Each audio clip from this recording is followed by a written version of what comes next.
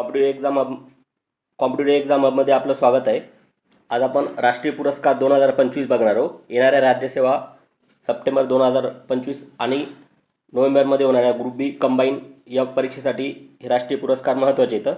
तर बघूया पहिला प्रश्न. पहिला पुरस्कार बघूया, ज्ञानपीठ पुरस्कार. ठीक आहे. तर 59वा ज्ञानपीठ पुरस्कार विनोद शुक्ल यांना मिळाला हिंदीसाठी. ठीक आहे, हिंदी या भाषेसाठी. छत्तीसगडचे ते पहिले विजेते ठरले. ठीक आहे. कुठला पुरस्कार? ज्ञानपीठ पुरस्कार मिळवणारे छत्तीसगडचे पहिले व्यक्ती ठरले. ठीक आहे. नाव काय त्यांचं? विनोद शुक्ल. ध्यानात ठेवा, विनोद शुक्ल आहे.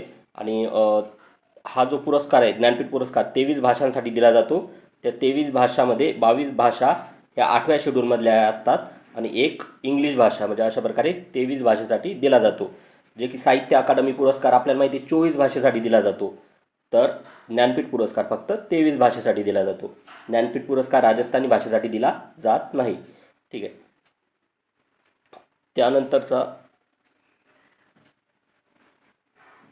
त्यानंतर दुसरा पुरस्कार बघूया आपण. खेलरत्न पुरस्कार आहे. आपल्याला माहिती आहे मेजर ध्यानचंद खेलरत्न पुरस्कार स्पोर्ट्समधला सर्वोच्च पुरस्कार आहे. ठीक आहे. खेलरत्न पुरस्कार 2024 4 खेळाडूंना दिलेला आहे. त्यामध्ये मनू भाकर, नेमबाज. ऑलिम्पिकमध्ये त्यांनी 2 मेडल मिळवले, 2 ब्रॉन्झ मेडल मिळवलेले आहेत. त्यामुळे मनू भाकर यांना खेलरत्न पुरस्कार दिला. 2 नंबरचे खेळाडू आहेत हरमनप्रीत सिंग, आपल्या हॉकी टीमचे कॅप्टन होते. पॅरिस ऑलिम्पिकमध्ये इंडियन मेन हॉकी टीमने ब्रॉन्झ मेडल मिळवलं, त्यामुळे हरमनप्रीत सिंग यांना खेलरत्न पुरस्कार दिला.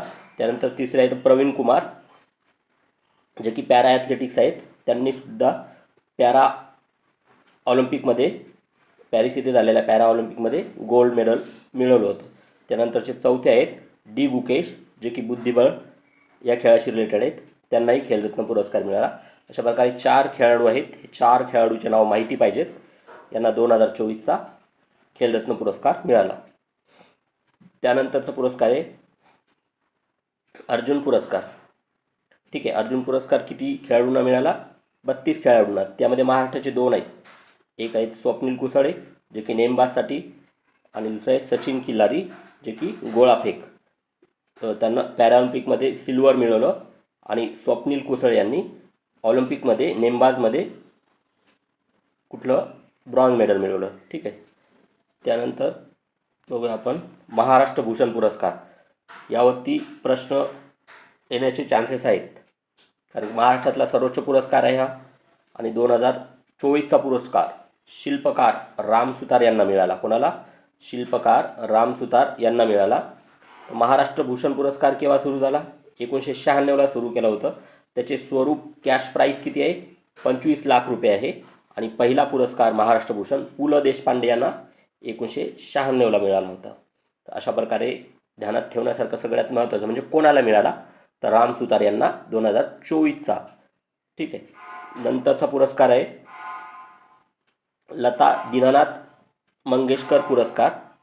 ठीक आहे. लता दीनानाथ मंगेशकर पुरस्कार 2025 कुमार मंगलम बिर्ला यांना मिळाला. ठीक आहे.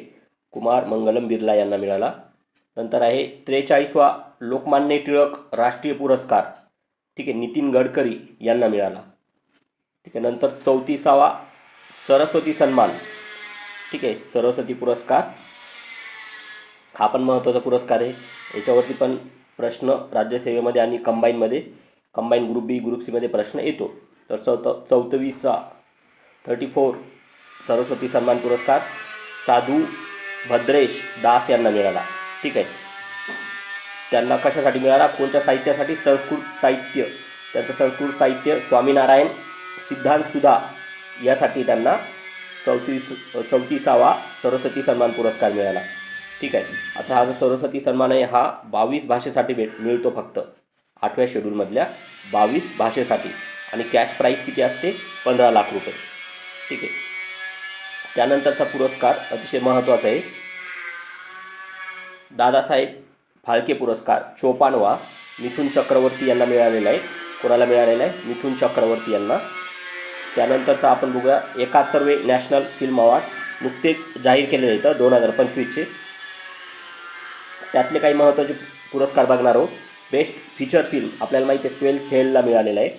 बेस्ट ॲक्टर शाहरुख खान जवान या मूव्हीसाठी आणि 2 नंबरचे best actor Vikrant Massey 12th fail या मूव्हीसाठी. अशा प्रकारे 2 ॲक्टरला बेस्ट ॲक्टरचा पुरस्कार मिळाला.